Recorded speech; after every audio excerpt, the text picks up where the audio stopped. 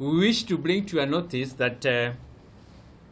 on the 7th of March 2018,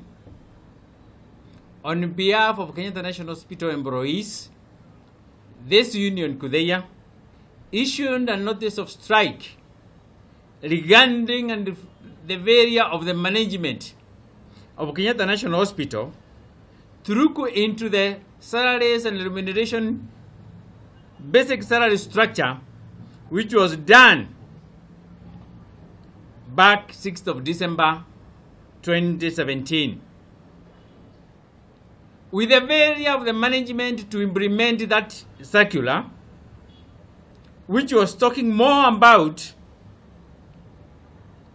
the basic structures of Kenyatta National Hospital employees, including all employees of Kenyatta National Hospital, that come 26th of March, which is next Monday, all employees of Kenyatta National Hospital will be laying down their tools. We shall not go back until the basic structures for Kenyatta National Hospital employees is fully implemented. The recommendation from Salaries and Remuneration Commission is there and was supposed to be effected.